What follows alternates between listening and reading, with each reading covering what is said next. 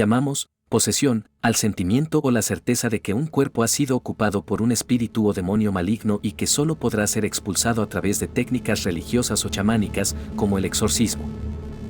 En la cultura occidental, y sobre todo en el siglo XX, el tema de las posesiones ha provocado un interés sostenido que se nota por el número de novelas y filmes dedicados al tema, desde clásicos como El Exorcista hasta películas más recientes como El Rito o Líbranos del Mal.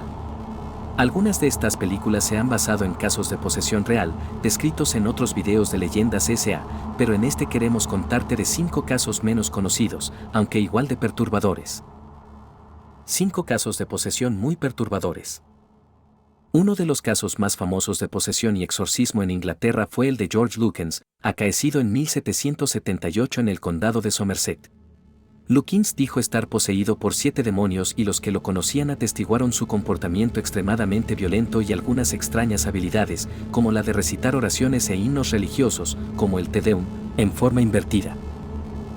Lukens fue llevado primero a un hospital, de donde debieron llevárselo por su peligrosidad, y finalmente fue exorcizado por 7 sacerdotes anglicanos.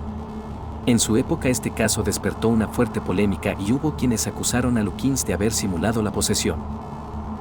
Clara Germana Cele era una estudiante de la misión cristiana de San Miguel, en Natal, Sudáfrica. Tenía apenas 16 años en 1906, cuando comenzó a manifestar poderes extraños, como leer la mente de sus compañeras y levitar. Cuentan que daba unos aullidos bestiales y que las monjas solicitaron ayuda a 2 sacerdotes luego de haber sido diagnosticada como posesa y que procedieron a exorcizarla. El exorcismo duró 2 días, en los cuales uno de los sacerdotes casi pierde la vida cuando Clara trató de estrangularlo con su estola. 170 personas la vieron levitar y finalmente los espíritus malignos fueron expulsados de su cuerpo y la joven salvada. Otro caso notable de posesión fue el de Anne Ackland, en Erling, Iowa, en 1912. Anne tenía 14 años cuando comenzó a mostrar signos de estar poseída. La muchacha pasó de ser una católica devota a una persona obscena, de palabra y de obra, y que ya no podía entrar de nuevo a su iglesia. Aparentemente esto se debía a la influencia de su padre y de su tía, practicantes de la brujería, quienes revirtieron al menos 2 exorcismos realizados en Anne que habían tenido un resultado exitoso.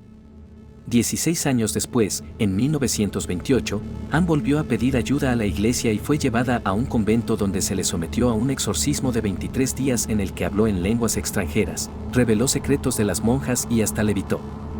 Finalmente, tras 3 rituales completos de exorcismo fue liberada de los demonios que la habían atormentado desde la adolescencia. El último exorcismo realizado por la iglesia anglicana fue en 1974, y lo hizo en la persona de Michael Taylor, un hombre normal de Ossett, Yorkshire, casado y asistente habitual de la iglesia de la comunidad, hasta un día en que empezó a insultar a una mujer en pleno culto, a hablar en lenguas y a violentarse hasta un punto en que debió ser contenido por varios hombres.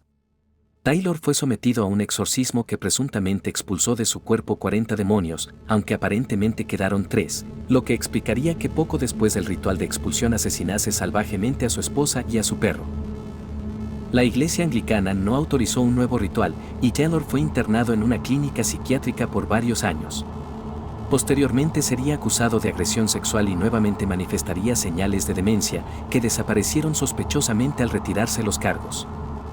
El verano de 1976, Nueva York quedó marcado para la historia por una serie de asesinatos cometidos por una misma persona, conocida como el hijo de Sam y el asesino del calibre 44, que finalmente fue detenido e identificado como David Berkowitz. Berkowitz confesó haber asesinado a 6 personas y herido a otras 7, y aunque no afirmó actuar bajo el control de demonios, afirmó que el perro de su vecino sí estaba poseído y fue él el que le ordenó cometer los asesinatos. Esta información, para fortuna del perro, no se consideró relevante y el hijo de Sam en 1978 recibió 6 condenas a cadena perpetua. Quedaron sospechas de que no había actuado solo, y no precisamente apoyado por el diablo, y que lo relacionado con el perro fue un intento de parecer loco para evitar la cárcel. Estos casos demuestran la profunda influencia que tiene la religión en nuestra vida.